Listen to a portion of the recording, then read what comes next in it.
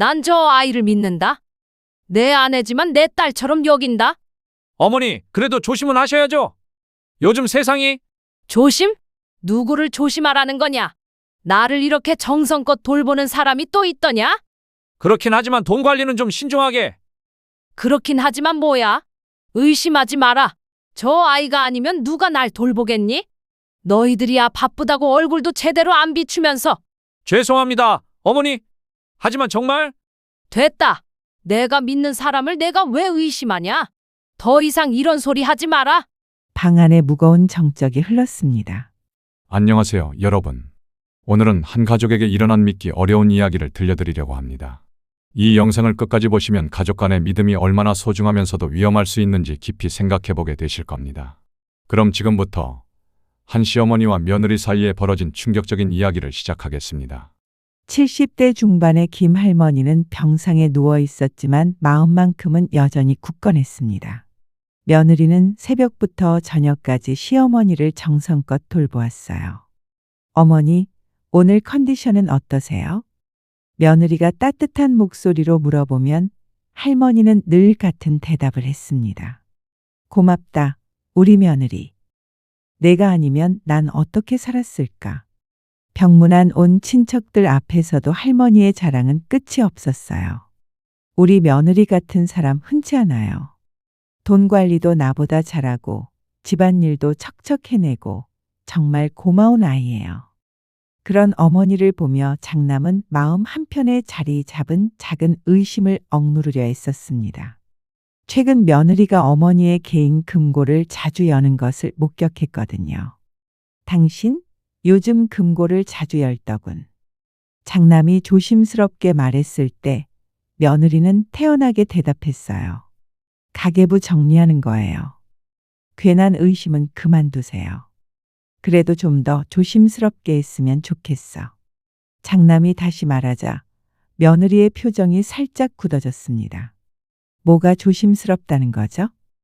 어머니께서 직접 맡기신 일인데요. 하지만 어머니가 직접 허락한 일이라고 하니 아들로서는 더 이상 무엇라 할 수가 없었어요. 어느 날 밤늦게 집에 돌아왔을 때도 그랬습니다. 며느리가 서재에서 뭔가 서류를 들여다보고 있는 모습을 봤거든요. 이렇게 밤늦게 뭘 보시는 거예요? 장남이 물어보자 며느리는 빙긋 웃으며 답했습니다. 어머니 약값 계산하고 있어요. 병원비도 정리하고요. 아, 그렇구나. 고생이 많네요. 침실 한쪽 벽에 걸린 가족 사진 속에서 온 가족이 환하게 웃고 있었습니다. 그 사진을 바라보며 할머니는 작은 한숨을 내쉬었어요. 그때는 참 좋았는데 할머니의 목소리에는 알 수 없는 그리움이 스며들었습니다.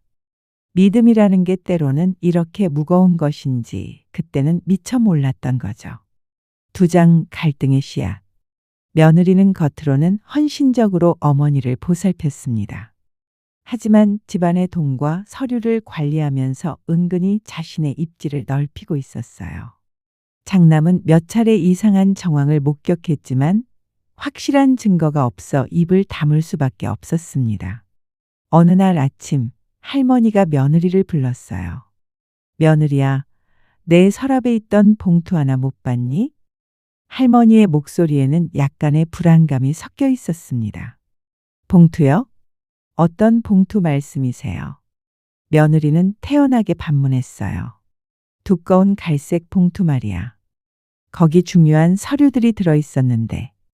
아, 혹시 제가 정리하면서 다른 곳에 둔 건 아닐까요? 찾아볼게요. 며느리의 대답은 자연스러웠지만 장남의 눈에는 뭔가 어색해 보였습니다. 그날 저녁 식탁에서 가족들이 모였을 때 할머니는 다시 그 봉투 이야기를 꺼냈어요. 그 봉투 결국 못 찾았구나. 어머니, 기억이 좀 헷갈리신 게 아닐까요? 요즘 약 드시면서 그런 일이 종종 있잖아요. 며느리가 부드럽게 말했습니다. 장남이 끼어들었어요. 어머니, 정확히 어떤 서류가 들어있었다고 하셨죠? 은행 관련 서류들이었어. 그리고 할머니가 말을 멈췄습니다. 그리고요? 장남이 재촉했어요. 아니야, 별거 아니다. 아마 내가 어디 둔 걸 거야. 할머니는 더 이상 말하지 않았습니다. 며느리는 안심한 듯 미소를 지으며 말했어요. 그러게요. 저도 나중에 시간 날 때 천천히 찾아볼게요. 하지만 장남은 뭔가 석연치 않았습니다. 어머니가 그렇게 중요하게 여기던 서류를 그냥 잃어버릴 리가 없거든요. 며칠 후 장남은 회사에서 일찍 퇴근했습니다. 집에 들어서자 며느리가 전화 통화를 하고 있는 소리가 들렸어요. 네, 맞아요. 그분 명의로 된 거 맞고요. 아직은 시기가. 네, 조금 더 기다려야죠. 며느리의 목소리였습니다. 장남이 거실로 들어서자 며느리는 재빨리 전화를 끊었어요. 여보, 일찍 오셨네요? 누구랑 통화하셨어요? 장남이 물어봤습니다. 아, 병원이에요.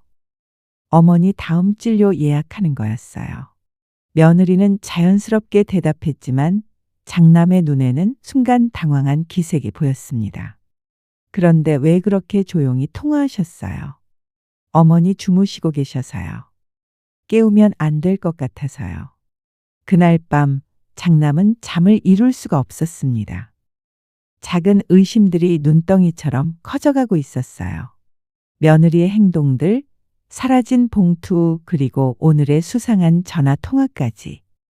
혹시 내가 너무 예민한 건 아닐까? 장남은 자신에게 되뇌었지만 마음속 불안은 쉽게 가라앉지 않았습니다.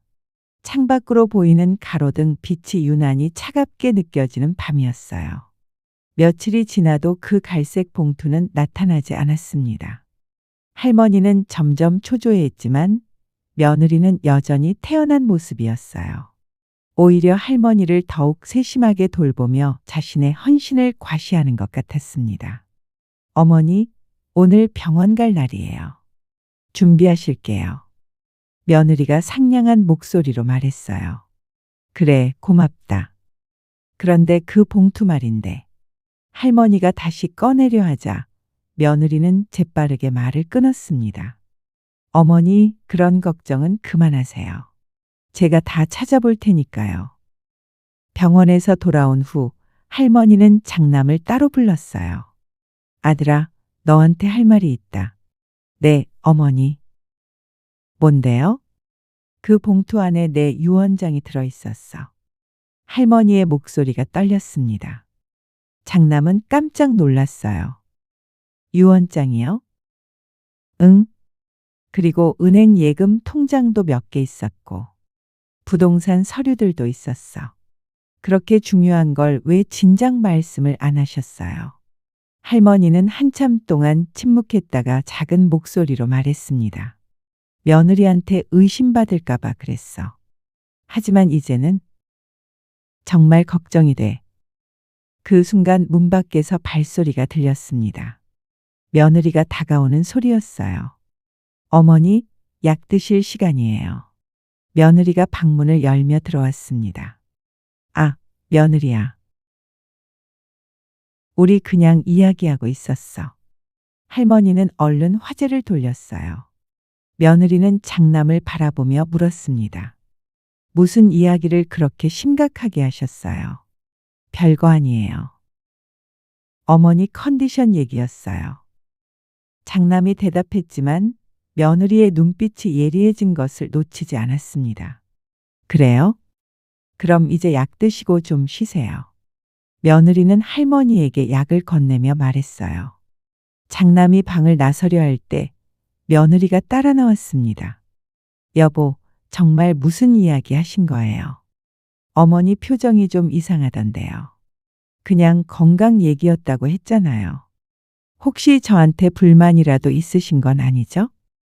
며느리의 목소리에 날카로움이 섞였습니다. 왜 그런 말을 해요? 당신이 얼마나 잘해주는데요. 하지만 며느리는 계속 추궁했어요. 그럼 왜 저 몰래 따로 이야기를 하세요? 뭔가 숨기는 게 있는 거 아니에요? 당신이 너무 예민해지는 것 같은데. 장남이 말하자 며느리의 표정이 확연히 굳어졌습니다. 예민하다고요? 저는 이 집 며느리로서 당연한 권리를 요구하는 것뿐이에요. 그날 저녁 식탁 분위기는 유난히 어색했습니다. 할머니는 말수가 줄었고 며느리는 평소보다 더 꼼꼼하게 할머니를 챙겼어요. 하지만 그 친절함 뒤에 뭔가 다른 의도가 숨어 있는 것 같았습니다. 어머니, 내일 은행 가실 일 있으세요? 며느리가 갑자기 물었어요. 은행? 왜 갑자기? 통장 정리 좀 해야 할 것 같아서요. 요즘 관리가 안 되고 있잖아요. 할머니와 장남이 동시에 며느리를 바라봤습니다. 공기가 팽팽하게 긴장되었어요. 통장 정리는 나중에 하자. 할머니가 조심스럽게 말했습니다. 왜요? 미루면 더 복잡해져요. 며느리의 어조가 조금씩 강해졌습니다. 장남이 끼어들었어요. 급한 일도 아닌데 굳이 지금 할 필요는 없지 않을까요? 며느리는 장남을 쏘아보며 말했습니다. 여보도 그런 식으로 나오시네요. 그 순간 식탁 위에 수저가 부딪히는 소리만이 정적을 깼습니다. 세 사람 모두 서로의 진짜 속마음을 숨기고 있다는 걸 알면서도 아무도 먼저 진실을 꺼내놓을 용기는 없었어요. 며칠 후 이른 아침, 며느리가 할머니를 모시고 병원에 갔습니다. 장남은 이때다 싶어 어머니의 방으로 들어갔어요. 마음 한구석에 자리 잡고 있던 의심을 더 이상 참을 수 없었거든요. 손이 떨리면서도 장남은 어머니의 금고를 열었습니다. 오래된 철제 금고 문이 삐걱거리며 열렸어요. 그 안을 들여다본 순간 장남의 얼굴이 창백해졌습니다. 분명히 있어야 할 것들이 없었어요. 할머니가 그렇게 소중히 여기던 유언장, 은행 통장들, 부동산 등기권리증이 모두 사라져 있었습니다. 대신 그 자리에는 며느리의 필체로 작성된 수상한 문서가 남아 있었어요. 현관문이 열리는 소리가 들렸습니다.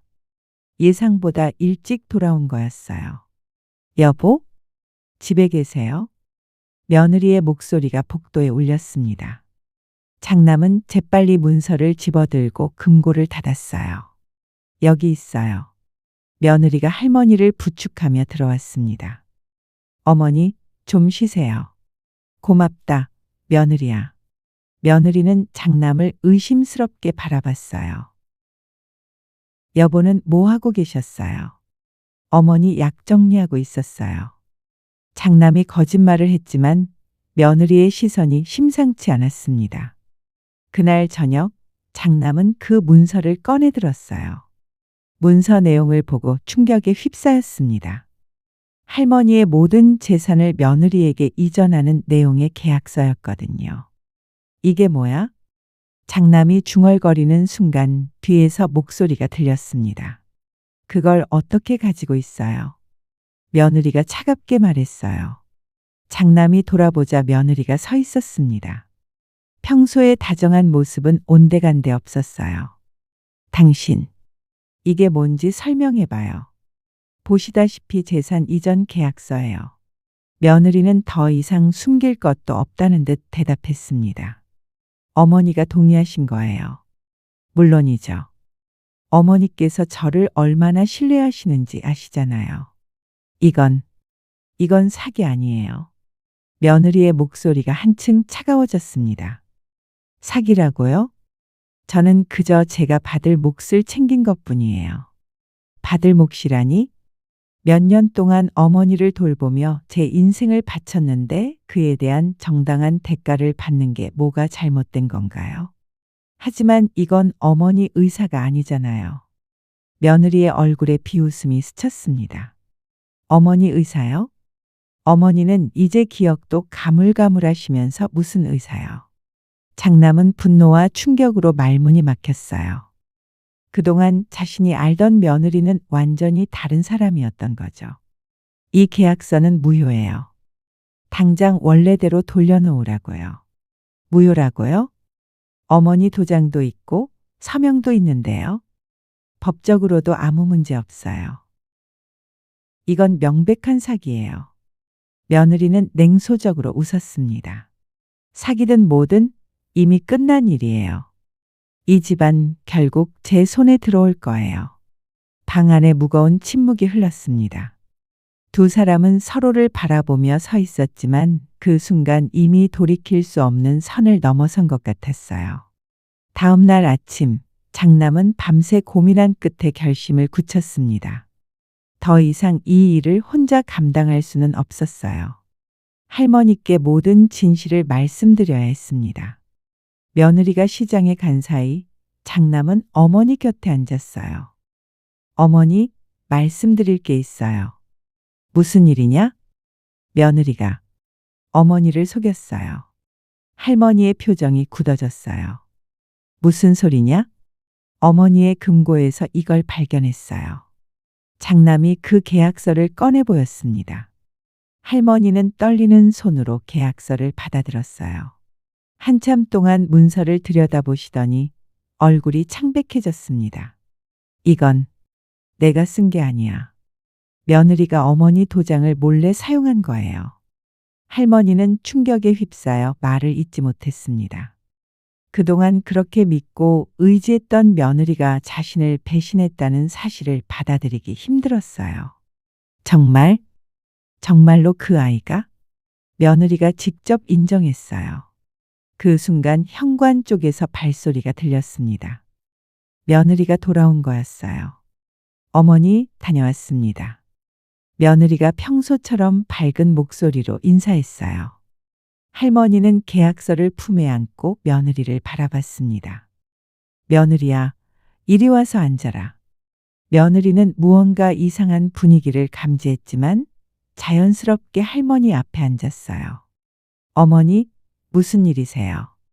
할머니는 한참 동안 며느리를 바라보다가 조용히 말했습니다. 내가 정말 이런 일을 했니?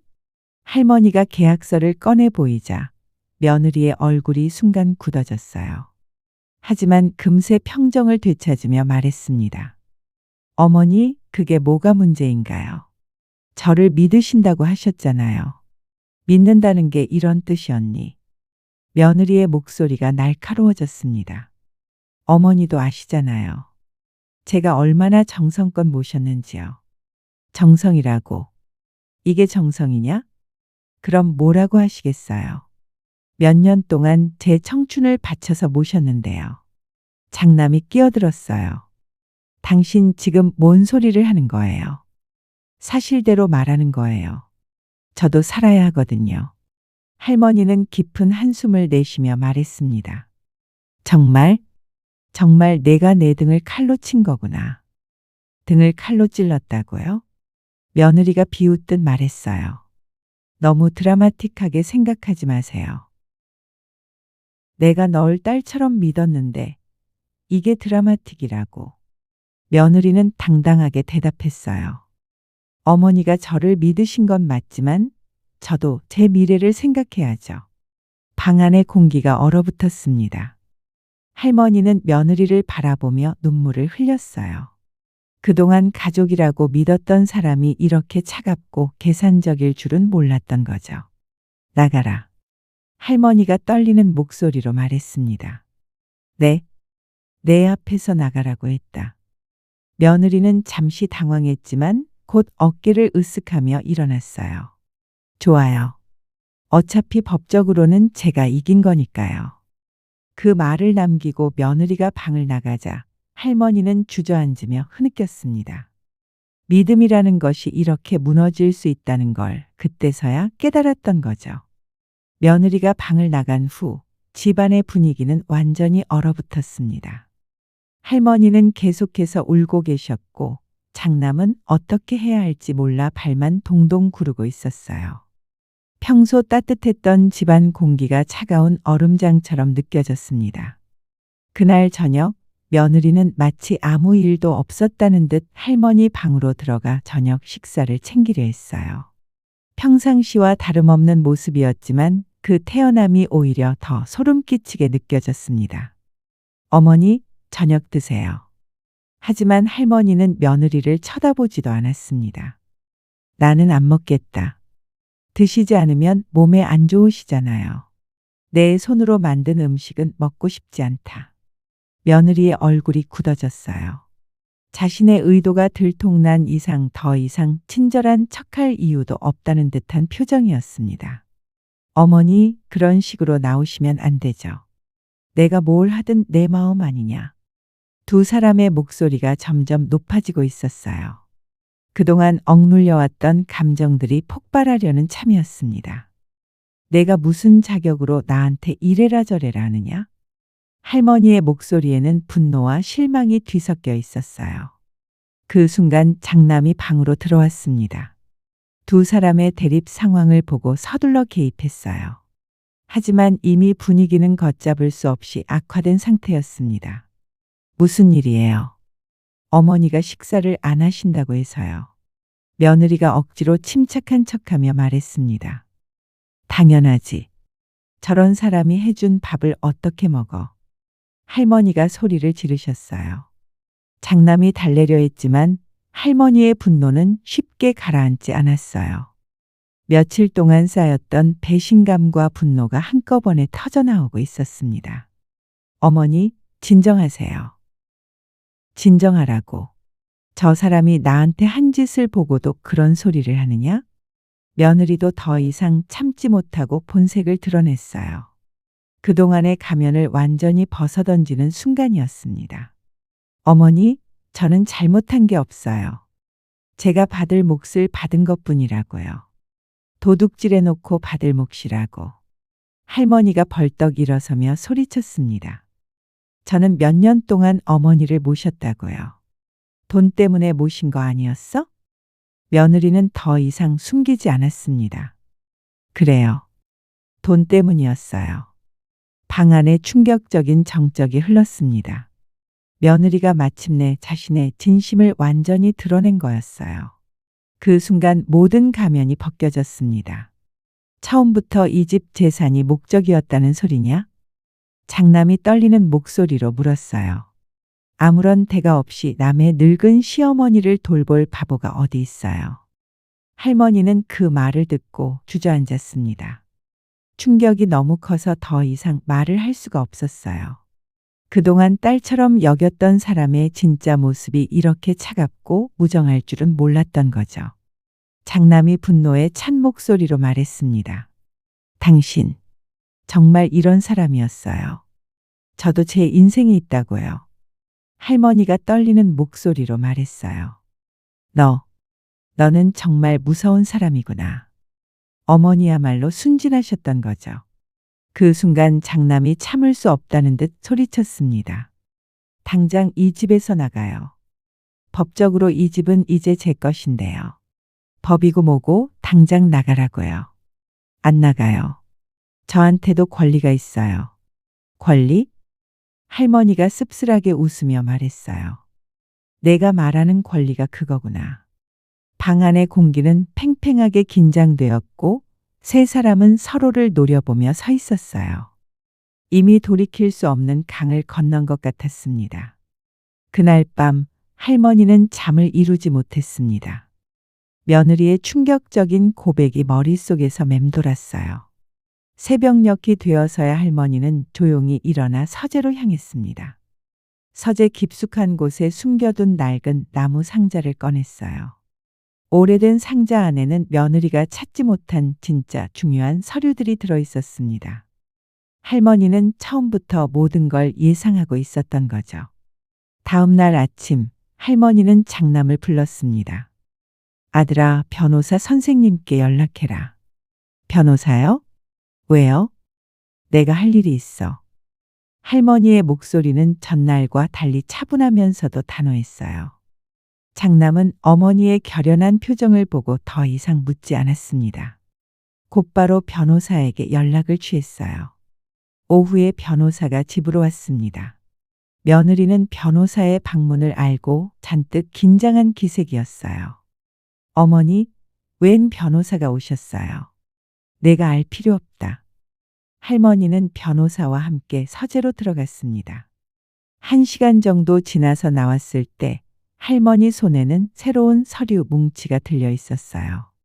며느리야, 이리 와봐라. 며느리는 불안한 마음으로 할머니 앞에 섰습니다. 장남도 함께 자리했어요. 할머니가 차분한 목소리로 말했습니다. 내가 가져간 그 계약서 말이야. 네, 그게 어쨌다는 거예요. 그건 가짜였어. 할머니의 말에 며느리의 얼굴이 창백해졌어요. 가짜라고요? 응? 내가 찾은 건 내가 일부러 만든 가짜 서류였어. 진짜는 따로 있었지. 며느리는 당황해서 말을 더듬었어요. 그럼 제 이름으로 된 재산 이전 계약서는 효력이 없다는 뜻이야. 할머니가 단호하게 말했어요. 변호사가 끼어들어 설명했습니다. 할머니께서는 처음부터 모든 상황을 예상하고 계셨습니다. 진짜 유언장과 재산 관련 서류는 따로 보관하고 계셨어요. 며느리는 믿을 수 없다는 표정으로 소리쳤어요. 그럴 리가 없어요. 어머니 도장도 찍혀 있었다고요. 그 도장도 가짜였어. 할머니가 냉정하게 답했습니다. 이럴 수가. 며느리는 주저앉으며 중얼거렸어요. 할머니는 며느리를 바라보며 조용히 말했습니다. 내가 날 속인 만큼 나도 널 속인 거야. 그럼 진짜 유언장에는 뭐라고 되어 있는 거예요? 할머니가 새 서류를 들어보였어요. 모든 재산은 내 아들에게 상속된다고 되어 있어. 내 이름은 어디에도 없지. 며느리는 완전히 절망에 빠진 표정이었어요. 어머니가 저를 이렇게까지 의심하고 계셨다는 거예요. 의심한 게 아니라 확인한 거야. 할머니의 목소리에는 슬픔이 섞여 있었어요. 내가 정말 나를 딸처럼 생각하는지 아니면 돈만 노리는 건지 확인하고 싶었어. 그럼 처음부터 다 계획이었던 거예요. 할머니는 고개를 끄덕였습니다. 안타깝게도 내 예상이 맞았구나. 변호사가 정식으로 선언했어요. 이제 모든 법적 절차는 완료되었습니다. 부인께서는 이 집에 대한 어떠한 권리도 없습니다. 며느리는 그 자리에 주저앉아 울기 시작했어요. 하지만 이미 늦어버린 후회였습니다. 며느리는 결국 그날로 집을 떠나야 했습니다. 짐을 싸는 동안 한마디 말도 없었어요. 그동안 꿈꿔왔던 모든 것이 한순간에 물거품이 되어버린 거였습니다. 현관 앞에서 며느리는 마지막으로 할머니를 바라봤어요. 할머니 역시 며느리를 조용히 바라보고 계셨습니다. 어머니, 정말 미안해요. 며느리가 떨리는 목소리로 말했어요. 할머니는 잠시 침묵하다가 대답했습니다. 미안하다는 말로 다 되는 건 아니야. 그래도 한때는 진심으로 어머니를 모셨어요. 그 진심이 언제까지였는지는 너만 알겠지. 할머니의 목소리에는 실망과 안타까움이 섞여 있었어요. 며느리는 더 이상 할 말이 없었습니다. 고개를 숙인 채 집을 나섰어요. 현관문이 닫히는 소리가 유난히 무겁게 들렸습니다. 며느리가 떠난 후 집안은 오랜만에 조용해졌습니다. 하지만 그 조용함 속에는 복잡한 감정들이 뒤엉켜 있었어요. 저녁 무렵 할머니는 창가에 앉아 밖을 바라보고 계셨습니다. 장남이 조심스럽게 다가와 물었어요. 어머니, 괜찮으세요? 괜찮다고 할 수는 없지만 이제 마음은 편해졌어. 처음부터 의심하고 계셨던 거예요.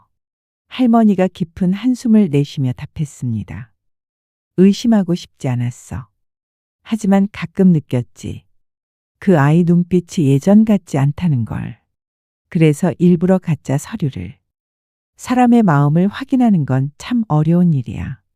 할머니가 창밖을 바라보며 말했어요. 하지만 때로는 확인해야만 하는 순간이 온다.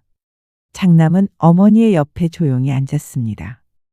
두 사람은 한동안 말없이 창밖을 바라봤어요. 어머니, 앞으로는 제가 더 자주 와서 모시겠어요. 고맙다, 아들아. 하지만 내가 너무 무리하지는 마라. 무리가 아니에요.